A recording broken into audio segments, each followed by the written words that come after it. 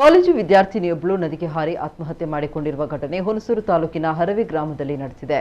18 ವರ್ಷದ ದೀಪಿಕಾ ಆತ್ಮಹತ್ಯೆ ಮಾಡಿಕೊಂಡ ವಿದ್ಯಾರ್ಥಿನಿ. ಆಕೆ ಮೈಸೂರಿನ ಪ್ರಥಮ ದರ್ಜೆ ಕಾಲೇಜೊಂದರಲ್ಲಿ ಪ್ರಥಮ ವರ್ಷದ BA ವ್ಯಾಸಂಗ ಮಾಡ್ತಾ ಇದ್ಲು. ದೀಪಿಕಾ ಮತ್ತು ಆಕೆಯ ಸಹಪಾಠಿ ಪರಸ್ಪರ ಪ್ರೀತಿಸ್ತಾ ಇದ್ರಂತೆ. ಆದರೆ ಇಬ್ಬರ ನಡುವಿನ ಪ್ರೀತಿ ಮುರಿದು ಬಿದ್ದ ಕಾರಣ ಆಕೆ ಹುಣಸೂರು ಪಟ್ಟಣದ ಪಂಪ್ ಹೌಸ್ ಸಮೀಪ ತೂಗು ಸೇತುವೆ ಮೇಲಿಂದ ಲಕ್ಷ್ಮಣ ತೀರ್ಥ ನದಿಗೆ ಹಾರಿ ಜೀವಾಂತ್ಯಗೊಳಿಸಿದ್ದಾಳೆ ಅಂತ ಹೇಳಲಾಗಿದೆ. ದೀಪಿಕಾ ತನ್ನ ನೋಟ್ ಪುಸ್ತಕದಲ್ಲಿ ಡೆತ್ ನೋಟ್ ಬರೆದಿರುವುದು ಪತ್ತೆಯಾಗಿದ್ದು, ತನ್ನ ಸಾವಿಗೆ ನಾನೇ ಕಾರಣ ಅಂತ ಬರೆದಿದ್ದಾಳೆ ಎನ್ನಲಾಗಿದೆ. ಹುಣಸೂರು ಪೊಲೀಸ್ ಠಾಣೆಯಲ್ಲಿ ಪ್ರಕರಣ ದಾಖಲಾಗಿದ್ದು ಪೊಲೀಸರು ತನಿಖೆ ನಡೆಸುತ್ತಿದ್ದಾರೆ.